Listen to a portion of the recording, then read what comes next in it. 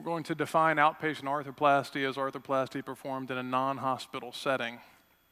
And just by way of background, I'm from a medium-sized city, a bit north of here, medium-sized orthopedic group. We have 3 clinic locations and a freestanding surgery center that we own.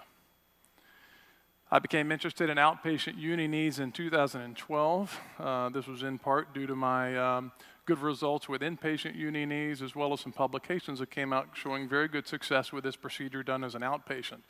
So we started an analysis at our surgery center in terms of cost analysis, started developing protocols, and we started doing cases in 2013.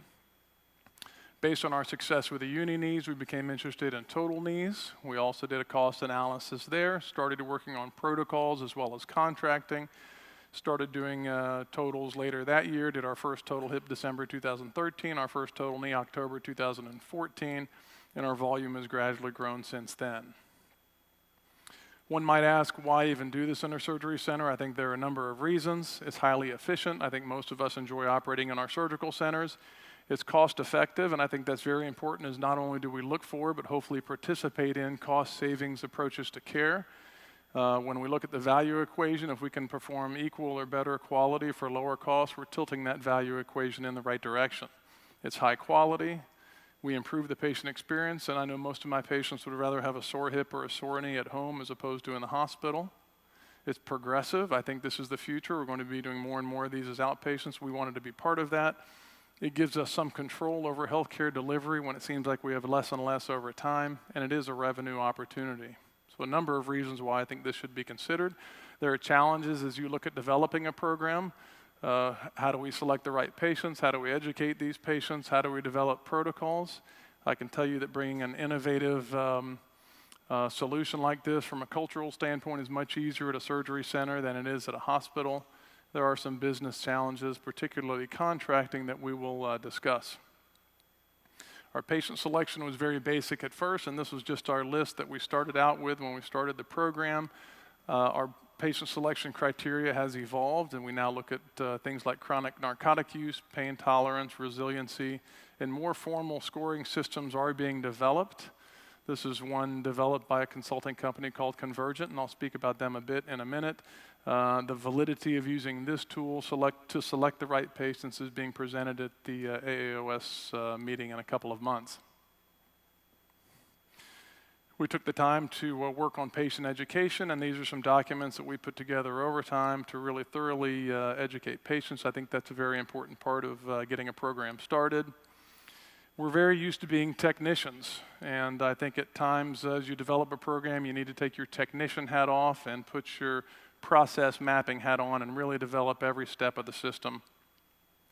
Our protocols have evolved over time. Our first outpatient hip went to a skilled nursing facility. He's the only patient since then that has gone to a skilled nursing facility.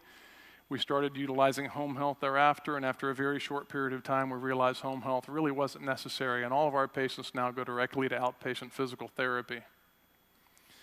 Contracting has been one of the business challenges. It's been the slowest process for us. It's not an issue with uni knees. That is a CMS and insurance-approved outpatient procedure, but it has been slow with totals.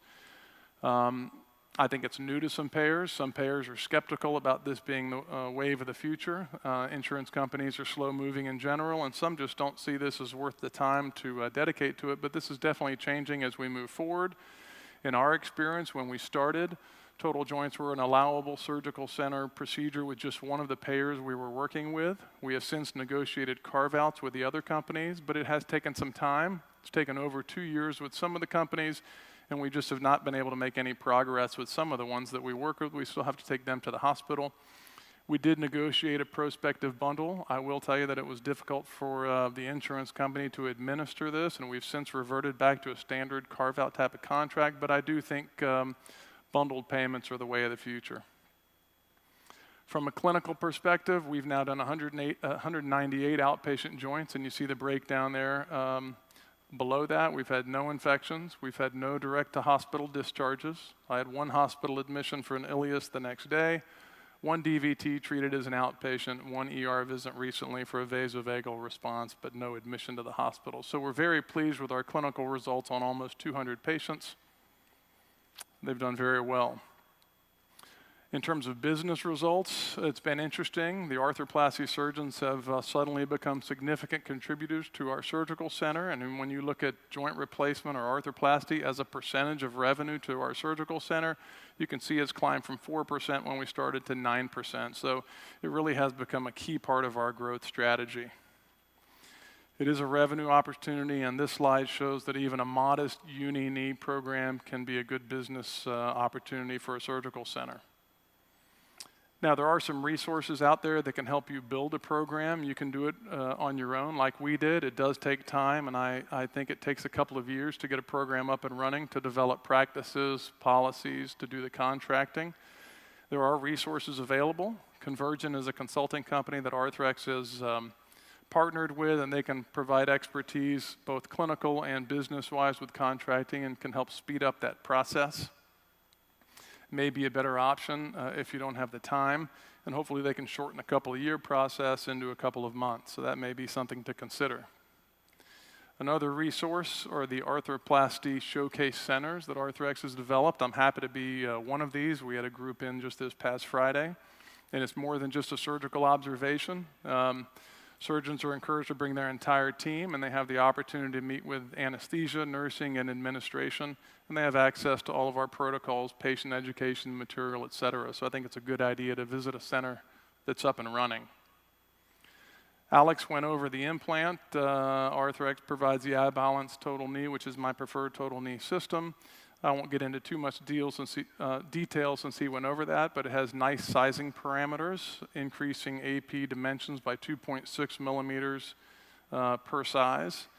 Has nice ML versus AP dimensions and compares well with narrow femurs that are out there on the market. It's got a gradually decreasing radius of curvature from 0 to 90 degrees and a consistent one beyond 90 degrees. Alex talked about the funnel-shaped trochlear groove. It becomes more congruent as you get into deeper flexion. We've had good success from a patellar tracking standpoint. It's low profile anteriorly, so it helps avoid overstuffing of the patellofemoral compartment. Again, it's bone sparing, 8 millimeters in dimension, both distally and posteriorly. The tibial component is a pre-assembled modular component, but typically inserted in primary cases together, but can be disassembled for adding augments or stems if need be. From an insert standpoint, there are cruciate retaining, CR+, and posterior stabilized options, both in moderately cross-linked poly and vitamin E poly for the higher demand patients. Again, tibial augments and stems are available for whether it's a difficult primary, perhaps an obese patient, or even simple revisions. Pretty self-explanatory in terms of the stems that are available. Augments in half widths, 5 and 10 millimeters, very simple to use. I won't get too much into the surgical technique, but it's a posterior referencing system. Anterior referencing system is being developed. Tibial guides can be extramedullary or intramedullary. It's a very highly efficient instrumentation system. Again, as Alex mentioned, you can use a single pan of primary instruments and then just open up size-specific trays, which is very conducive to doing this in an outpatient center. We have SOS data. Looking at visual analog pain scores, we see a nice decrease in these over time.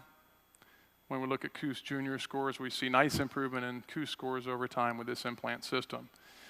I'll finish with just a couple of videos, so instead of hearing from me, you can hear from a couple of patients that have been through the process. The experience was very easy. We actually got into an outpatient surgery clinic at about 6 o'clock in the morning.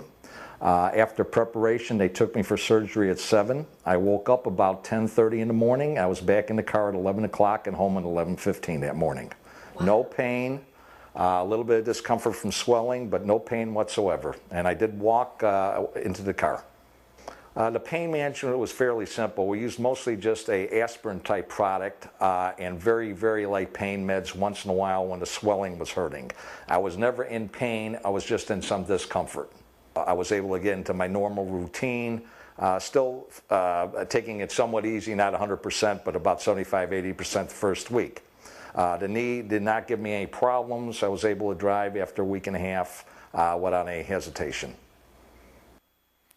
5 years ago, I'm not sure I would have thought that possible, but we see enough results like this, and it'll convince you that this is a very viable procedure. This is one more gentleman just going through the process. There he is in the pre-op area, and here he is about an hour post-op in the recovery room of the surgical center.